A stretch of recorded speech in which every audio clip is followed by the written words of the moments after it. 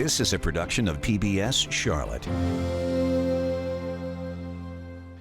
Tonight on Unspun, we're taking on one of the most controversial issues in American politics: immigration enforcement and public safety.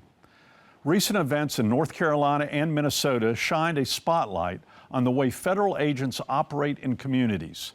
The fatal shootings of 2 U.S. citizens by immigration and customs enforcement officers during a sweep in the Twin Cities sparked widespread protest and demands for investigation and accountability.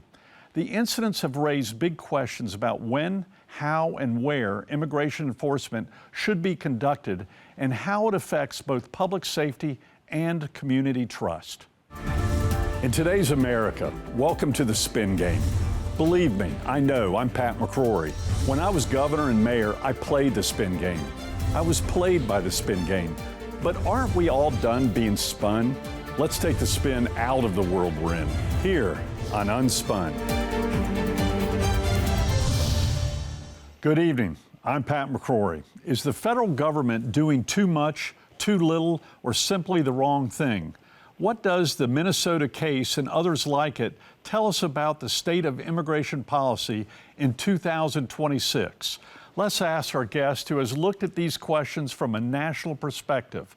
Mark Halperin is an award-winning political analyst and current host of the podcast Next Up. Mark, it's great to have you back on Unspun. Thank you very much. Good to be here, Governor. Thank you. You know, just a month or two ago, I did your podcast on two-way, in which the Charlotte immigration authorities or the federal government came down to Charlotte. We were one of the first cities. And I said on your show, for the first time, I see Republicans on their heels regarding immigration. What is the political environment for Republicans now on immigration, which is one of the reasons they got elected, especially at the presidential level? I think that the president has veered into areas where there's not a national consensus and where public opinion is either mixed or against him. I think people now largely believe the border being secured is a good thing.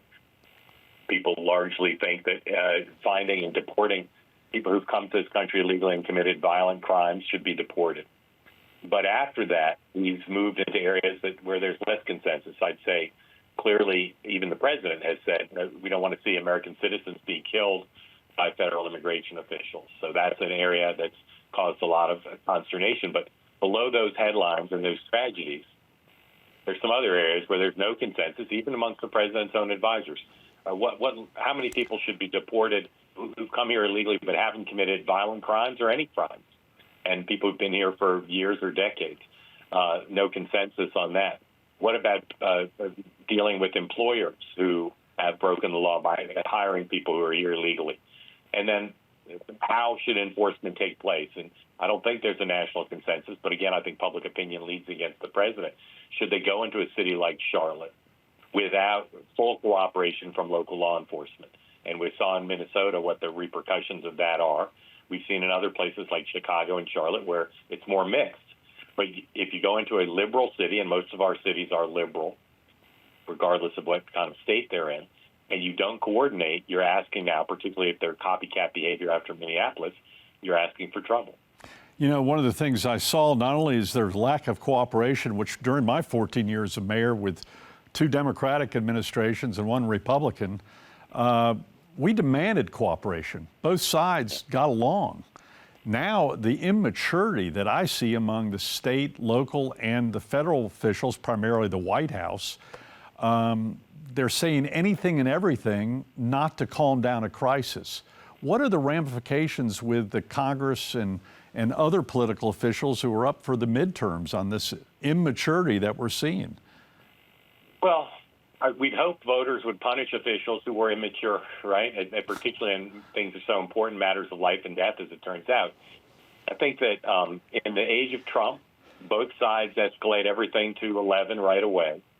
And within their own tribes, there's no price to be paid for behaving in an immature way or a way that divides and exacerbates and creates tension as opposed to calm things down. It wasn't that long ago that you were a mayor and a governor, but the political culture not that long ago was much different. And now we see over and over again on both sides a level of rancor and escalation that it just doesn't produce good public policy results. I'd hope the voters would punish that regardless of party, but we'll see, because in a midterm election, a low turnout, a lot of members of the base of the Blues and the Reds, unfortunately, like the immaturity. Speaking of tribes, you mentioned the word tribes. There seems to be tribal warfare within each party. Let's start with the White House. Even within the White House, we're seeing a tribe with the current Homeland Security Secretary, with the border czar, and maybe with some staff within the White House that report directly to the president. Can you tell us some insight on this internal warfare in Washington that maybe we in North Carolina aren't seeing directly or hearing about? Right. Well, North Carolinians will be familiar with the concept of infighting, and some of the disagreement within the tribe in the administration is pure personality and power. It's not about policy differences. It's not about a vision for the country. It isn't even really about style so much as it is people and big jobs still fight for power. Below that, and I think that's unfortunately the biggest reason, there are differences in questions of emphasis. I all support the president's immigration agenda broadly. There's a different style. Mr. Homan, who's gone to Minnesota, has a much different style than some other officials, including the head of Homeland Security. And the president has clearly shifted some of his emphasis, some of his rhetoric, but the underlying orientation is keep the border closed and deport a lot of people as quickly as possible. And at the Democratic side, you see a mayor who's, using some pretty strong language, to put it mildly, and going against maybe more moderate Democrats who don't like that more extreme language being used despite the anger and maybe some reason for the anger. What kind of divisions are we seeing in the Democrats on this issue that we don't hear about publicly? Well, I'd like to think that privately some modern-day Pat McCrory's calling the mayor of Minneapolis aside and saying to him, really, it's just not in the interest of your constituents to do this. But the coin of the realm, the table stakes within the Democratic Party right now is to confront Donald Trump aggressively and angrily whenever he does anything that people in blue America don't like. Behind the scenes, the main thing that's going on, I think, is Democratic leaders do not want the party to become the party of abolish ICE. And reporters are on the lookout for Democrats, whether they're in office or candidates or prominent activists who say abolish ICE. Democrats don't want that. They want to make sure the mayor can be for reform, he can be for changes, but they don't want leading Democratic voices to be for abolishing a law enforcement entity. This could go back to defund the police, which put the Democrats on the defensive 4 years ago. Yes, sir. Exactly parallel to that. And Democrats feel they let that get out of control and that it hurt them politically, and they don't want to repeat that. One thing I learned as an elected official, especially in the executive branch, is I'd meet with the other side, and I had to deal with riots as a governor and as a mayor. We'd have wonderful conversation, but the minute the meeting broke up and the people went in front of the cameras, I'd see a different person. I hear some of that happen with J.D. Vance went up to Minnesota. I heard very positive conversations behind closed doors, but once the public conversation went back to the political language to their bases. Is that what you're hearing too? Yes, and it happened with the president too, and the president's actually mused about this in public. The president said, I had a great conversation with the mayor. I had a great conversation with Governor Walz, both in Minnesota, privately, but then publicly they're back to being pretty hard on him. But this is an area where I think the president sees fault in others but doesn't look in the mirror. Same with him. He can say he had a good conversation with them, but he and his administration have been pretty aggressive. Now, the president would say sending Homan in, withdrawing some of the folks on the ground have been helpful and conciliatory. But there's no doubt, as your question suggested, privately, there is more comedy than there is in public when the cameras are on and the bases are very demanding. The negotiations over reforming ICE, if they took the cameras away and they took the political pressure away, they probably could strike a deal. It's very difficult now under these circumstances because whatever deal struck has to be done in public, and that inflames both sides. Are we facing a unique constitutional crisis right now where all of a sudden the Democrats, or for more state and local control, the Republicans are now for strong federal control? And there seems to be no in-between of why can't we work together, enforce federal laws, get the local and state government involved in that. Are we in a potential constitutional crisis in which both sides have flipped on state rights versus federal control? Yeah, I don't know if it's a constitutional crisis as much as a hypocrisy derby. There's maybe nothing in our system that I think brings out hypocrisy more than the 10th Amendment. The notion that what's not delegated explicitly the federal government belongs to the states. Both parties are situational about the 10th Amendment. The Republicans probably talk about it more as a bedrock principle, but you see not just on immigration, some of these issues, but on election issues as well. The president's now talking about a larger federal role. In this case, the Democrats' hypocrisy is a little bit shakier because immigration is a federal issue. Immigration enforcement is not something that's supposed to be left to state and local. And so their concern about it is a little hypocritical, but at the same time, the president's not been cooperative. He's gone in guns blazing, literally and figuratively, rather than trying to go in with on the front end, a clear understanding about cooperation. Who's going to be the political damaged most by this? Who's going to be kicked out of the White House? You know, there were theories when the cabinet was first formed. Most people predicted Marco Rubio would be the first to go. Surprisingly, he seems to be the strongest. Now people are saying Kristi Noem. In fact, Mark, last week in Charlotte, I saw a commercial paid for by Homeland Security with Kristi Noem riding a horse. Yeah. It was like an advertisement for Kristi Noem. Can she survive wanting this attention as opposed to the president getting attention? Is she going to be the first to go? I don't think so. Based on my reporting, she's in pretty good standing with the president. And anyone who is in the cabinet or the government who wants to survive, their smartest play would be to call members of the squad and other liberals in the Congress and ask them to attack them. Because the minute that happens, the president's not inclined to give them their way. So the more she's attacked by the left, the more I think the president's inclined to say, yes, she should stay. Let's talk about the conflict with law enforcement. I know whenever I had a police shooting, and sadly, during my 14 years as mayor, I had some very tragic police shootings. Some were justified, some were not. But immediately there would be an investigation. In fact, legally, a criminal investigation. All of a sudden, we have federal authorities wanting to do their own investigation of an event that occurred in a city. How are we going to resolve this gray area on who handles criminal investigations? Well, if it's a state or crime or a local crime, it should be investigated at a minimum jointly. There are overlapping jurisdictions when it does involve law enforcement. The courts are pretty clear that you're not going to have a trial of a federal officer engaged in discharging their duties in a state court. But an initial investigation, again, this goes back to the lack of cooperation, the lack of trust between different parts of our government, federal and state and local. And that lack of trust between the elites, unfortunately, creates a lack of trust in the citizenry. And that's so important. So it should be a joint investigation if you look at the olden days. But in this new realm, the Republicans just don't want to give the local folks a chance at it because they're worried about where it might head. By the way, this reminds me of the Kennedy assassination when I was 7 years old. Who does the autopsy, the federal government or the local Dallas, which the law said they should do, but the body was taken away. So this has happened before.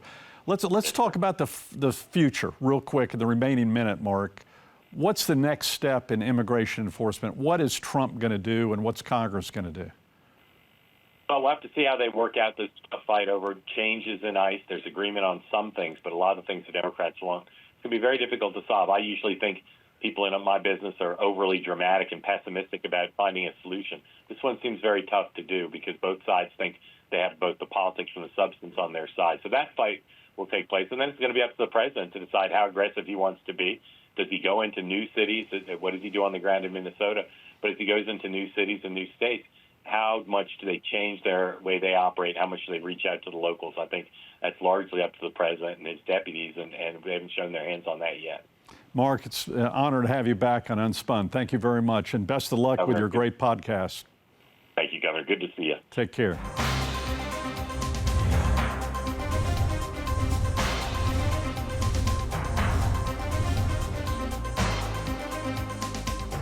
All right, tonight on the top five immigration policies that most Americans agree on, but there's still political gridlock in Washington, D.C. Who knows why, but these are the top 5 policy issues. We'll start out with number 5. Most Americans agree with strong enforcement on the border. Number 4, deport illegal immigrants who break local, state, and federal laws, especially those violent criminals. Number 3, expand legal immigration numbers. We need the workers. Let's expand legal immigration. Number 2, local, state, and federal officials should actually work together, like in Minnesota. And number 1, Congress needs to pass a new immigration bill. What's taking them so long?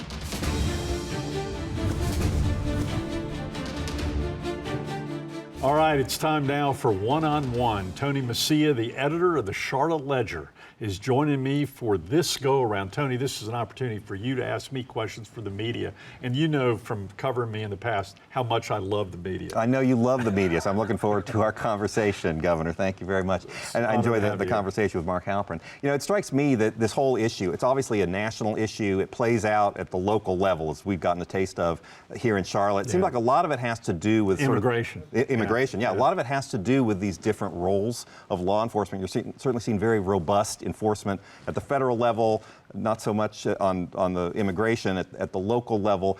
You've been a mayor, you've been a governor. What's your take on those different, how those different police forces sort of interact and work together?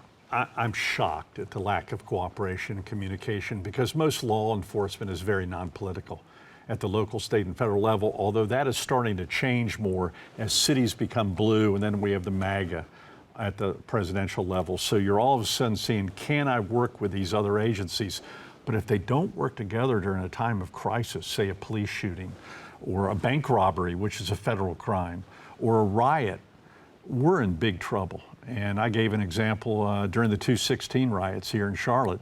Me and the mayor at the time weren't getting along too well. She did not want me to call in the National Guard. My SBI director, who was a former chief of police here, Bob Schumeyer, said, you got to get there or the city of Charlotte's in big trouble. It's going to burn. So I called the chief and the chief of police of Charlotte here, and I said, I tell you what, the mayor doesn't want me here, doesn't want us here, but I will give you full authority over the National Guard and my highway patrol to take politics out of it completely. And it worked. And I also said, though, don't have any of your mayor or city councilmen mess with your decisions. I don't want any of it political, and I won't mess with you either. And I think we saved Charlotte during that time in 2/16. Seems like yesterday to me.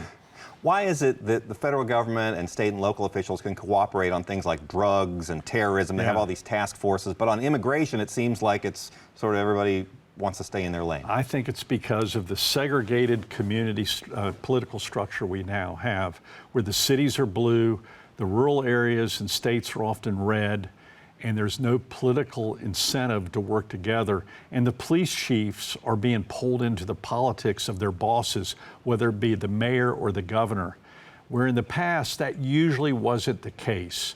And I'll tell you, I even brought up to Mark, I'm worried about a constitutional crisis of if a mayor or governor or a president continue that conflict, what happens when someone doesn't blink?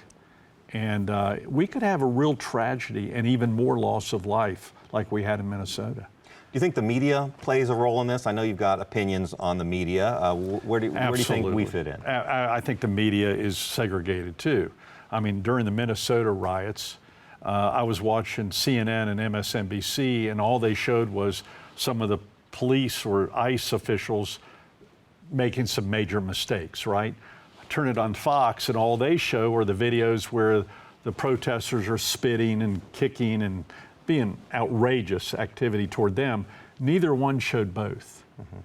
And that's dangerous because that means the information is segregated and the anger then is being stirred up, and the other side doesn't know why their anger is different from the other people's anger. Well, I don't know. What do you think? Do you see that segregation in the media? I mean, I think there are certainly incentives with the way things work now. To the attention economy, you're trying to get attention, right? And so they know their audience demographics. Yeah, I mean, I think so. You can see different media organizations tailoring things to different, to back up different narratives or different ideas that they have. I think most media, if I can defend most of it, I think a lot of them try to do a good job. I mean, they're certainly, you're not. But their producers are making many of these decisions on what to cover. Well, yeah, I mean, a lot of it looks very inflammatory, but a lot of it is. I mean, you have guys beating on people, shooting people. That's gonna make it out there. But if you only show it on one side, like Fox will only show the protesters, which I've had to deal with, the anarchists who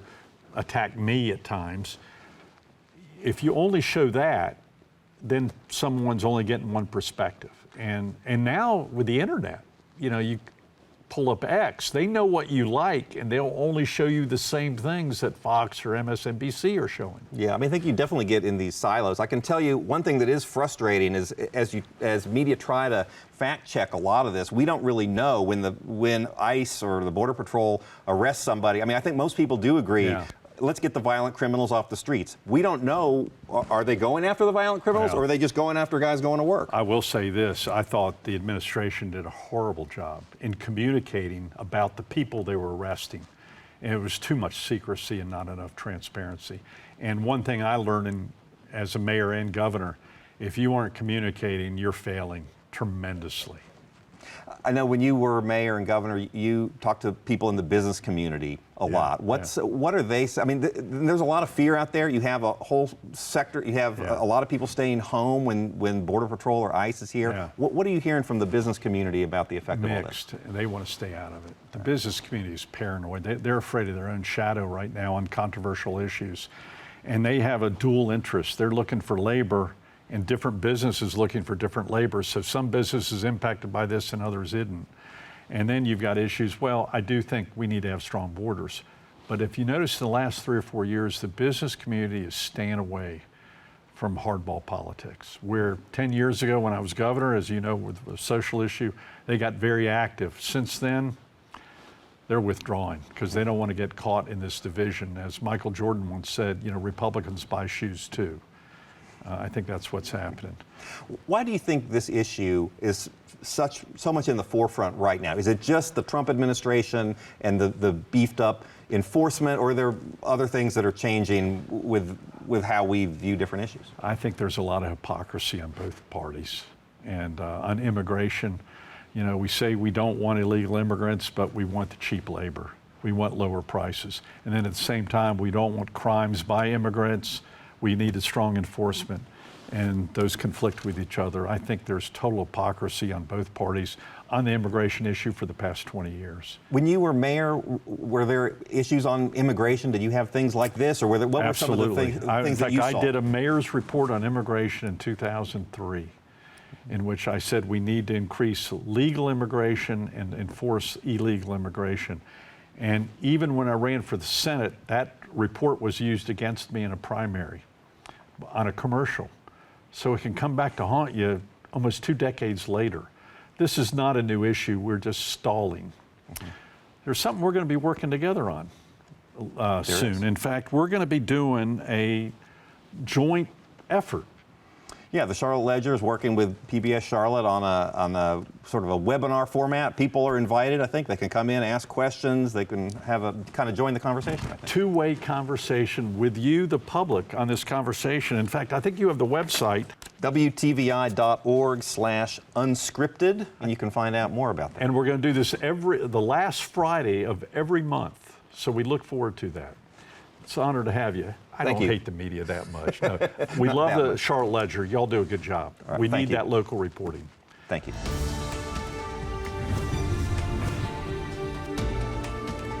During a natural or man-made crisis, leaders at the national, state, and local levels must work together, regardless of political affiliation. Why? Because saving lives is more important than short-term political points. Having been a mayor and a governor through 100-year ice storms, droughts, floods, hurricanes, and events like 9/11, race riots, and a major airline tragedy, I learned something early. Politics rarely helps in a crisis. Teamwork does. In each of those emergencies, politics didn't come up once. as we worked with presidents, governors, mayors, public safety officials, and emergency operation personnel in both the public and private sectors. The motto wasn't win the argument, it was get the job done. Because it took teamwork, not politics, to get safety measures to as many people as possible. The one time politics almost entered into the decision-making process was during the 2016 Charlotte protests and some people would call riots. As governor, I called up the National Guard despite initial objections from some local Charlotte politicians. To prevent political disputes, I gave my full authority over the Guard to the Charlotte police chief with one caveat. No local politicians could interfere with the chief's command. It worked. Some political advisors told me that decision could cost me credit and potentially votes in my re-election campaign coming up the next month. My response, who cares? We need to save our city and save lives. What we've seen over the past couple of months in places like Minnesota and Washington, D.C., doesn't look like that kind of teamwork. Instead of unified, calm leadership, too often we see blame, division, and quick political posturing. That should concern every American, especially when the stakes are so high. In times of crisis, we don't need political theater. We need practical cooperation. Well, that's the truth as I see it. I'm Pat McCrory, and I'll help you join us next week on Unspun, where we tell you what politicians are thinking but aren't saying.